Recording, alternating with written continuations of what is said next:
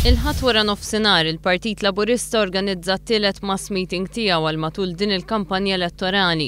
F'Ħażabar il-mexxej Laburista Joseph Muscat saħaq li llum aktar minn qatt qabel jinħass il-bżonn li f'pajjiżna jkollna liġijiet serji li jaraw lil politiċi qatt ma jkunu rashom mistrieħa.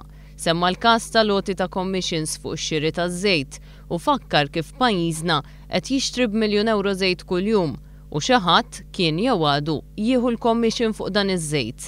Fl-istess ħin staqsa min għandu interess li pajjiżna jibqa' dipendenti fuq iż-żejt u min għandu jdejh imċabsa biż-żejt. Joseph Muscat qal li ta' kuljum qed joħorġu aktar dettalji ta' korruzzjoni waqt li fakkar li kien hemm min saħansitra qal li dan huwa tip of the iceberg.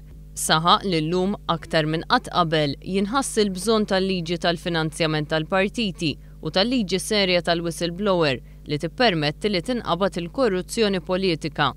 Joseph Muscat qal li kien hemm minħaseb li l-gvern ta' Lorenz Gonzi li żamm il-Parlament magħluq għal vaganzi li ma jintemmu qatt u li żamm il-liġi tal-whistleblower fuq l-ixkaffa kien se jaġġel biex jiftaħ il-Parlament biex idaħħal din il-liġi malajr. B'responsabbiltà ngħid li s-sitwazzjoni issa laħqet tant gravità li hemm bżonn messaġġ qawwi ħafna. Irid ikun hemm messaġġ ċar li l-poplu Malti huwa aħjar minn hekk. Għalhekk b'responsabbiltà illum hawnhekk qudiemkom nikkommetti ruħi li flimkien mal-budget għal din is-sena l-ewwel atti ta' gvern ġdid jekk jingħata il-fiduċja se jkunu li ndaħlu mal-ewwel il-Whistleblower Act. Ħalli min għandu l-informazzjoni jista' jiġi il-qudiem. Mal-ewwel ħanneħħu il-preskrizzjoni minn fuq il-politiċi. U malajr kemm jista' jkun ħandaħlu liġi tal-finanzjament tal-partiti biex nassiguraw it-trasparenza darba l dejjem f'dan il-pajjiż. Waqt li fakkar li l-korruzzjoni hija taxxa li ħallas għaliha l-poplu li tmur fil-bwiet ta' ftit nies, Joseph Muscat żied li dan il-mument jitlob li jingħata sinjal b'saħħtu u dan is-sinjal il-Partit Laburista qed jagħtih. Il-mexxej Laburista żied li l-Maltin u l-Awċin mhux se jimpressjonaw irwieħhom min jgħidilhom li se jonfoq iktar, iżda jridu min jonfoq aħjar. Il-gvern ta' Lorenz Gonzi huwa tajjeb biex jonfoq mingħajr pjan, fl-istess waqt li għandu prijoritajiet ħżiena. Fost oħrajn jippreferi jibni parlament ġdid minflok isib soluzzjoni għal waiting lists u jrid li l-pazjenti jħallsu għal mediċini huma minflok ma tiddaħħal sistema ta' tmexxija tajba. Joseph Muscat qal li fl-istess ħin Lorenz Gonzi jitħaq bil-miri żbaljati tiegħu dwar id-deficit u jgħid li 49 miljun euro huma qatra fl-oċean u ma jagħmlu l-ebda differenza. Jekk 49 miljun huma qatra f'oċean, għaliex ma jagħtix il-flus lura li ttieħdu mill-VAT fuq reġistrazzjoni tal-karozzi?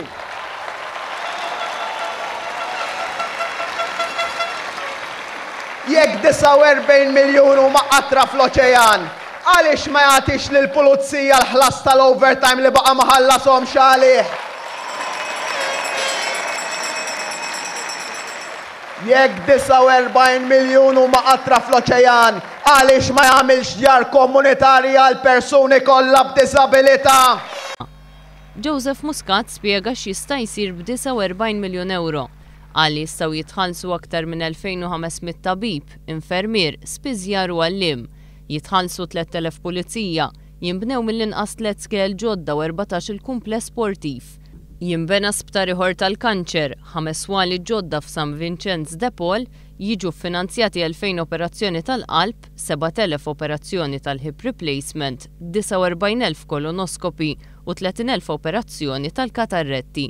Joseph Muscat qal li b'49 miljun euro jistgħu jiġu rranġati il-housing estates kollha, jingħataw 5,000 borża ta' studju liż-żgħażagħ u tinħafer għal 3 snin il-pensjoni maħuda mill-anzjani residenti fid-djar tal-anzjani tal-gvern. Bihom tista' titripla l-istipendju tal-istudenti, jirdoppja Children's Allowance u jingħata bonus ta' 115 euro lil kull persuna li tgħix f'pajjiżna. Dan tagħmel b'49 miljun u mela qatra fl-oċean, u mela qatra fl-oċean.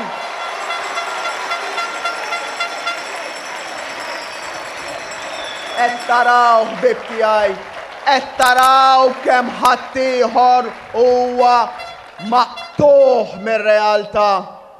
Ejja nagħtu lil dan il-pajjiż lura lil poplu bi gvern ġdid li jaħseb bħal mal u fil-poplu.